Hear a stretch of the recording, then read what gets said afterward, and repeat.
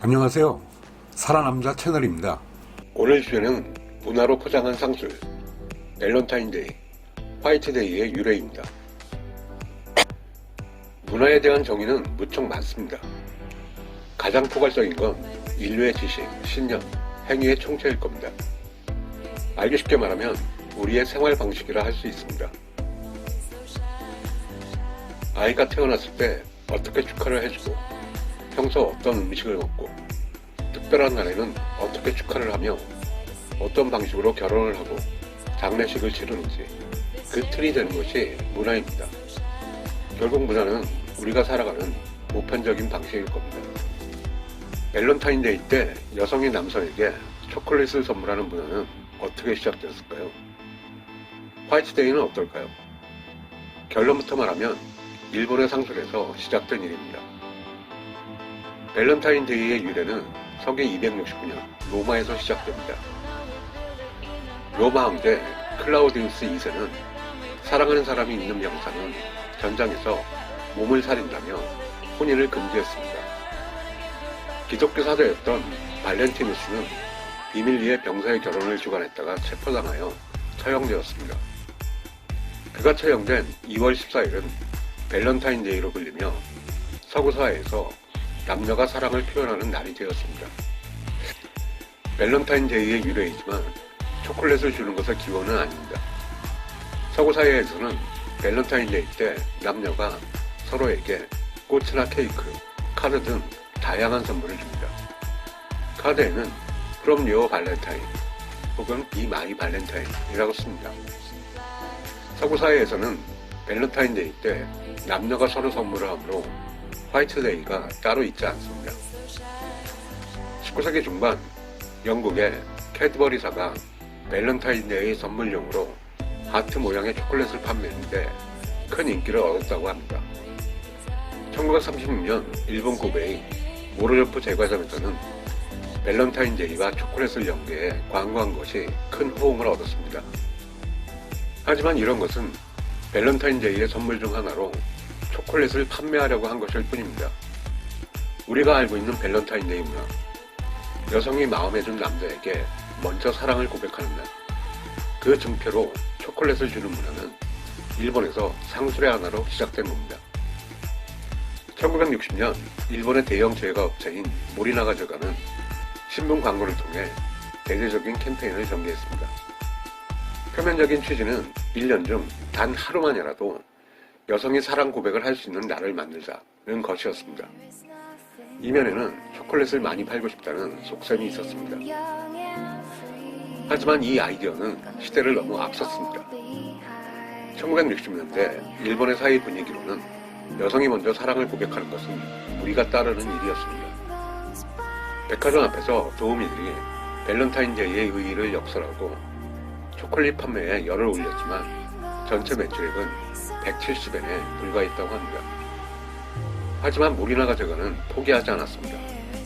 문화라는 것이 한두 번의 캠페인으로 삶의 깊숙한 곳까지 뿌리내릴 수 없다는 것을 알고 있기 때문이었습니다. 초콜릿 판매량은 미미했지만 매년 밸런타인 캠페인은 지속되었습니다. 그러다 1970년대에 들어서 일대전기를 맞이합니다. 1960년대 서구 사회에서 시작된 페미니즘의 열풍이 1970년대에는 일본에도 상륙하였습니다. 또한 여성들의 취업 환경도 엄청 달라졌습니다. 여성의 사회적 지위와 경제적 능력이 높아지면서 연애의 주도권도 서서히 여성에게 넘어가기 시작했습니다. 여성도 사랑을 선택할 권리가 있다. 쉽게 말하면 너는 내 남자야 라고 선언할 수 있도록 사회 분위기가 바뀌면서 밸런타인데이의 인기가 급상승하였습니다. 1980년대에 들어서면서 밸런타인데이는 전 국민적인 이벤트로 발전하며 거대한 시장을 형성하게 됩니다. 1980년대부터 일반화된 의리 초콜릿 때문입니다.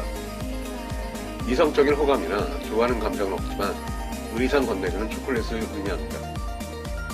딸이 아버지에게 주거나 부인이 남편에게 주는 경우도 있지만 대부분은 직장 여성이 동료나 상사인 남성에게 선물하는 초콜릿을 말합니다. 1970년대까지 일본에서 여성은 직장의 꽃에 불과했습니다. 여성에게 직장은 결혼 전에 잠시 거쳐가는 곳이었습니다. 결혼 후 대부분의 여성은 퇴사하고 전업주부를 했습니다. 하지만 1980년대부터 결혼 후에도 직장을 다니는 여성들이 늘어나기 시작합니다. 직장을 오래 다니고 싶고 승진도 하고 싶습니다. 의리 초콜릿은 여성들이 직장 내 인간관계를 챙기기 시작한 결과입니다. 마음에도 없는 남자 동료나 속으로 욕을 하는 상사에게도 의리 초콜릿을 선물했습니다. 하지만 의리 초콜릿이 폭증한 것에는 더욱 중요한 이유가 있습니다. 여성에게 엄청난 이익을 안겨준다는 점입니다. 한 달 뒤 3월 14일은 남자가 선물하는 화이트데이입니다. 밸런타인데이의 잡내는 3배로 갚는 것이 예의라는 언급이 여성계에 등장하면서 값싼 초콜릿을 선물하고 화이트데이에 비싼 잡내를 받는 것이 일반적인 일이 되었습니다. 버블 경제가 한창이었던 1980년대 말에는 10배로 갚는 것이 기본 예의라는 말도 나왔습니다. 의리 초콜릿은 선물이 아니라 가장 안전한 투자가 되었습니다. 당시 직장 여성들은 평균 9개의 의리 초콜릿을 샀는데 밸런타인데이용으로 판매되는 초콜릿은 매년 7천억 원 정도였고 연간 총 판매량의 20%에 달했습니다. 그렇다면 화이트데이는 어떻게 시작된 것일까요? 1980년 일본의 전국 사탕과자공업협동조합에서 벌인 사랑에 보답하는 화이트데이 캠페인이 시발점입니다. 주최 측 이름에서부터 상술 냄새가 물씬 풍겨나옵니다. 사탕 원료인 설탕이 하얗다는 점에 착안해 화이트데이라고 이름 붙였고 사탕을 팔기 위해 시작한 겁니다. 1980년대는 의리 초콜릿이 정착된 시기였습니다.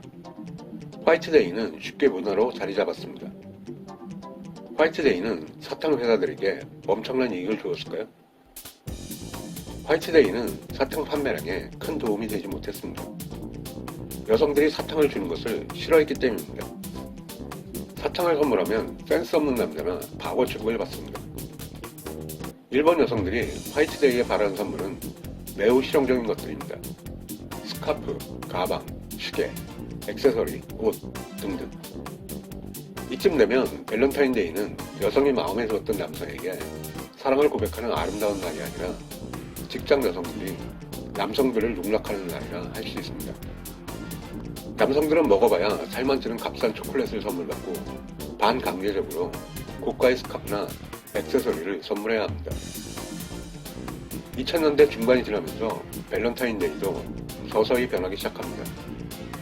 1990년부터 시작된 일본의 장기 불황의 여파입니다. 일본 경제가 절정이었던 1980년대나 그 여파가 남아있던 1980년대에는 일본의 남자 직장인들의 호리머니 사정이 좋았고 화이트데이 잡내 정도는 가볍게 할 수 있었습니다. 하지만 2000년대부터 직장인 남성들의 경제 사정이 좋지 않았습니다. 밸런타인데이와 화이트데이 문화에 대한 반감이 높아지기 시작했습니다. 2006년 20, 30대를 대상으로 조사한 자료에 따르면 직장 남성의 50%가 초콜릿을 주는 관습이 없어졌으면 좋겠다고 대답했습니다.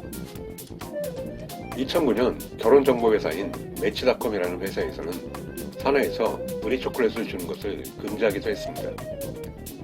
또한 화이트데이 때 일체 답례를 하지 않는 남자들, 이른바 먹튀 남자들도 대거 등장하기 시작했습니다.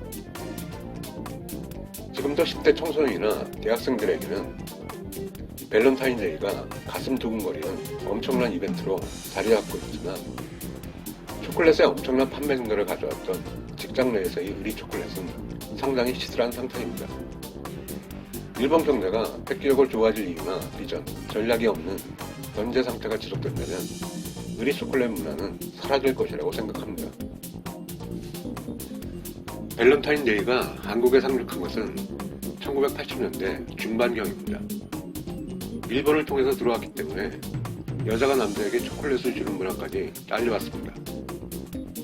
화이트데이 역시 일본을 통해 들어왔는데 1990년대 중반 이후로는 청소년들과 대학생들 사이에서 매달 14일을 기념일로 정하는 일도 벌어졌습니다. 블랙데이, 로즈데이 같은 날들이 탄생했는데 가장 중요한 날로 생각하는 것은 역시 지금도 밸런타인데이입니다. 밸런타인데이 때 초콜릿을 받지 못한 남성분들, 우리들은 기업체의 상술에 이용당하지 않았을 뿐이라는 자부심을 가지시기 바랍니다. 오늘 얘기는 여기까지입니다. 재밌었다면 구독과 좋아요 부탁드립니다. 감사합니다.